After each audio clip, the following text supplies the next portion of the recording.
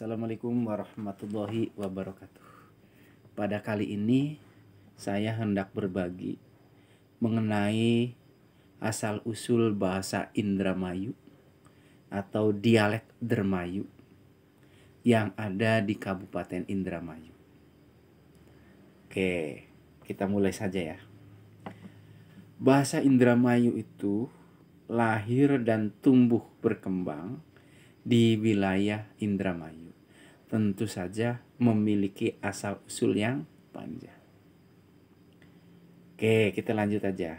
Kisah ini dimulai ketika Sultan Agung, Raja dari Mataram, berniat menyerang Belanda di Batavia atau yang dikenal Jakarta sekarang. Tentu saja niatnya itu harus didukung dengan berbagai persiapan. Di antaranya adalah sektor logistik atau pangan untuk para prajuritnya. Maka diutuslah seorang senopati yang bernama Senopati Wiralodra. Apa tugasnya atau apa amanat yang diemban oleh Senopati Wiralodra tersebut? Sang Senopati Wiralodra diamanati untuk menetap di Cimanuk dengan tugas membuka pesawahan baru yang untuk kelak persiapan logistik atau persiapan pangan ketika menyerang Batavia tiba.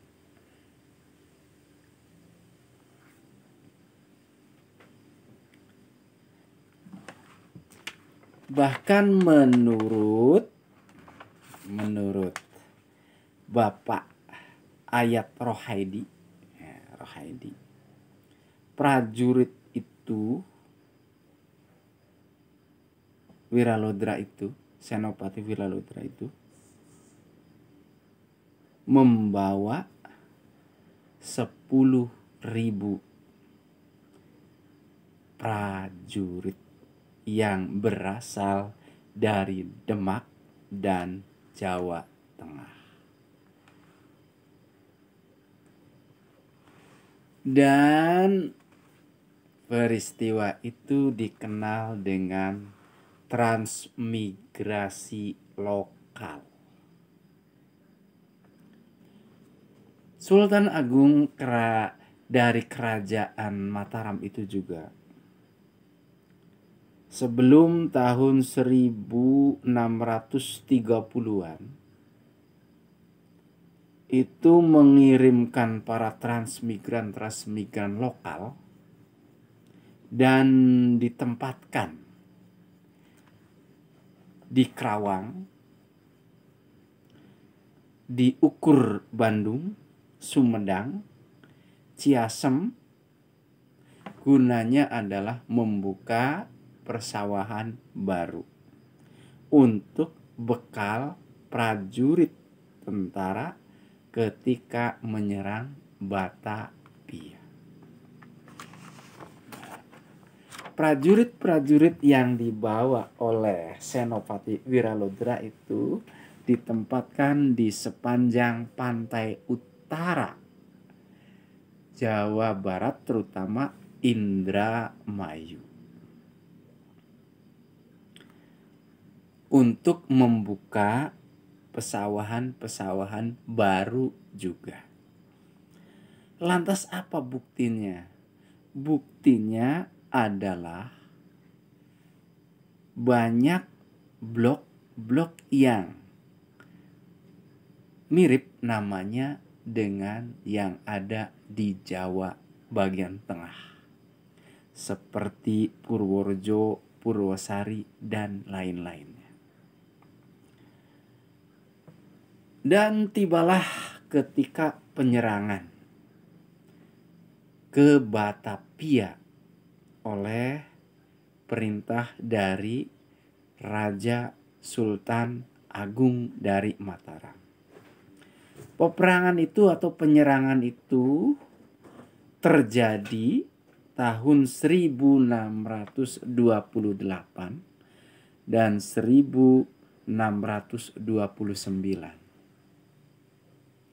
Namun apa daya, penyerangan yang kedua-duanya itu gagal karena lumbung-lumbung pangan untuk para prajuritnya banyak yang dibakar oleh Belanda. Maka gagallah penyerangan tersebut.